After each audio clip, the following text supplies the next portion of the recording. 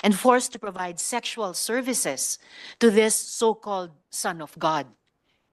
Ang pakikipagtalik daw kay Apollo Quiboloy ay paraan ng pagsasamba sa Ama at pagsasakripisyo ng sarili para sa dakilang manlilikha.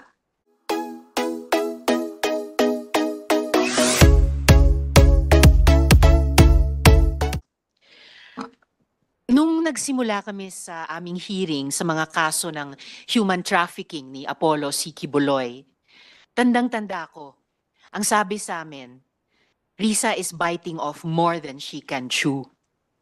It was unthinkable after all to go after a pastor who was believed to be able to command hundreds of thousands, if not millions, of voters.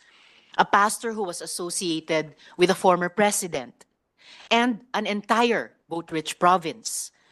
A pastor na may sariling media outfit, may madaming mga kumpanya, at may sariling simbahan. Huwag mong banggain yan, sabi ng ilang mga well-meaning na kaibigan. Hindi mo kakayanin. Why did we push?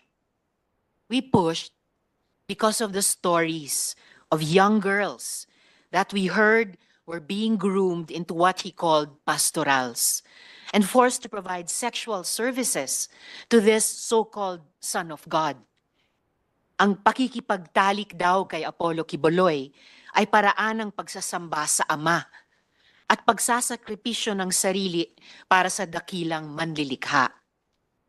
Tinulak namin ang pagdinig na ito dahil sa kwento ng mga batang puslit na sapilitang pinapalimos sa kalsada at hindi pinapag-aral para makabili ng helicopter, mamahaling sasakyan, malalaking bahay sa iba't ibang bansa, ang self-proclaimed Son of God. Hindi po ito katanggap-tanggap sa amin. Coming on the heels of the Senyor Aguila investigation, mahalaga din sa amin na siyasatin. May pagkukulang ba ang ating batas at tila hindi napaparusahan ang mga leader ng mga religious organizations na nagtatago sa balot ng religious freedom para pagtakba ng kahindik-hindik na mga kasamaan? Are our rape laws sufficient to navigate the gray area of consent, sexual agency, and religious freedom? Are our labor laws sufficient to address the situation of religious volunteers na sapilitang pinagtatrabaho at pinagkakaita ng mga benepisyo gaya ng SSS, PhilHealth at Pag-ibig? Ngayon po, nandito na sa harap natin si Apollo Quiboloy. Pilit na iniwasan ang Senado kung ano-anong kondisyones ang ginawa para hindi harapin ang ating pagdinig, 50 security personnel, private jet, 5-star hotel at iba pa.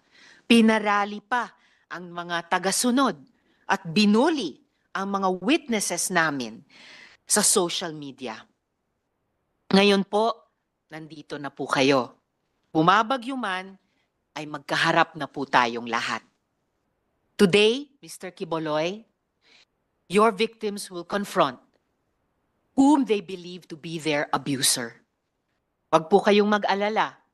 You will also be given an opportunity to reply. Today, mga kasama, dear colleagues,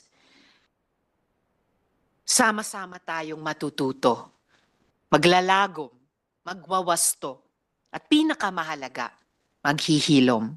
We will all heal. At this point, pagdating po ni Majority Leader, mag-opening statement din sila.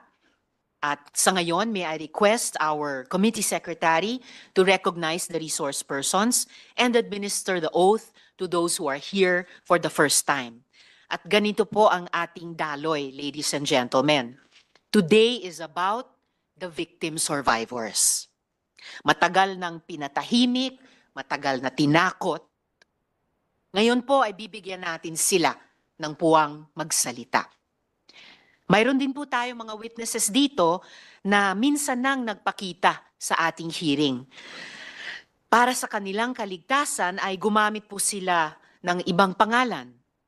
kung ano-ano ang nadinig galing sa mga taga KOJC. Kesyo daw, duwag, ayaw magpakita ng mukha. Ngayon po, magpapakita na ng mukha at buong pagkakilanlan sina Yulia Tartova, na kilalang alias Sofia, Edward Ablaza Masayon, na kilalang alias Jackson, at Joar Martinet Olimba, na kilalang alias Jerome. So, Comsec, pakikilalanin muna yung ating resource persons at panumpain yung hindi pa nakapag-sumpa.